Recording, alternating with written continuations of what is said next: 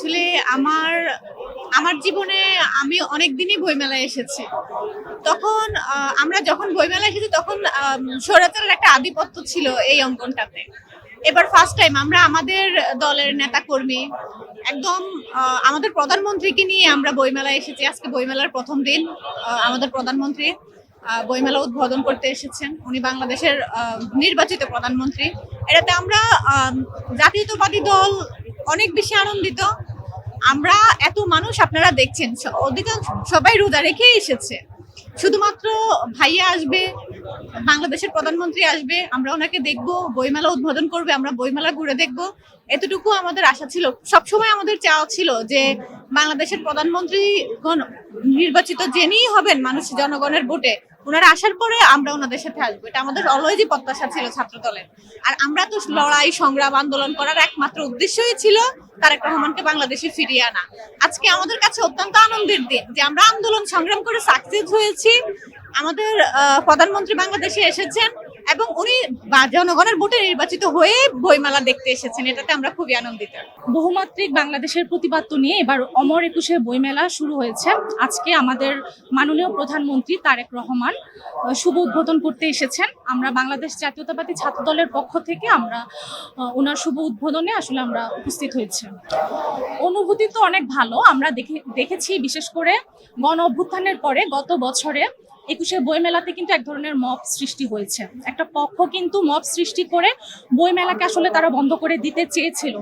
আমরা দেখেছি একটা গোষ্ঠী সবসময় বইমেলার অমর একুশে বইমেলার আসলে বিরোধিতা তারা সবসময় করে এসেছে। তারা আসলে কখনো বাংলাদেশের যে বহুমাত্রিক যে সংস্কৃতির চর্চা, আমাদের বাংলাদেশের বিভিন্ন লেখকরা তাদের যে মত প্রকাশ করবে এবং সাধারণ পাঠকরা সেই বইয়ের মাধ্যমে অনেক কিছু জানতে পারবে, এটা আসলে একটা গোষ্ঠী কখনোই আসলে চায় না। আমাদের মাননীয় প্রধানমন্ত্রী আজকে এখানে শুভ উদ্বোধন করতে যেহেতু এসেছেন, এটা আসলে আমাদের বাংলাদেশের স্থিতিশীল একটা অবস্থার জন্য আসলে শুভ সূচনা আমি মনে করি। উনার আসার এই প্রেক্ষাপটটা আসলে আমি মনে করি যে অমর একুশে বইমেলার পরিস্থিতিকে অনেক সুন্দরভাবে এক মাস ব্যাপী আসলে চলমান রাখবে। আমরা দেখলাম যে আমাদের বর্তমান প্রধানমন্ত্রী যেদিকেই যাচ্ছেন তিনি একদম সাধারণ মানুষের সাথে মিশছেন এবং সাধারণ জনগণকেই উনি প্রায়োরিটি দিচ্ছেন। বিশেষ করে আজকে আমরা যে দেখলাম উনি কয়েকটা কর্মসূচিতে অ্যাটেন্ড করেছেন, পায়ে হেঁটে এসছেন। অর্থাৎ যে প্রোটোকল নিয়ে রাস্তাঘাট বন্ধ করে যে বিষয়গুলো, এটা আমাদের বর্তমান প্রধানমন্ত্রীর চোখে আমার একবারও পড়েনি এবং সাধারণ জনগণেরও পড়েনি। এটা জনগণ ভালোভাবে দেখছেন। আমরা নতুন বাংলাদেশ দেখতে চাইলে সবকিছু নতুনভাবে চিন্তা করতে হবে এবং সেটার প্রমাণ উনি প্রত্যেকটা কাজের মাধ্যমে দিচ্ছেন। আজকে আমরা যারা এসছি এখানে, আমাদের অন্যান্য সময়ও আমরা আসতাম, কিন্তু দেখা যেত যে আমাদের বিশেষ করে বাংলাদেশ জাতীয়তাবাদী দলের জন্য নির্ধারিত কোনো স্টল দেওয়া হতো না। সংখ্যায় সেটা একটা কিংবা দুটো, সেখানেও হামলা হতো, অথবা দেখা যেত যে হয়তো একদিন কি দুদিন আগে পারমিশন দেওয়া হয়েছে। এখানে একটা বিষয় হচ্ছে বইমেলাটা তো সবার জন্য উন্মুক্ত।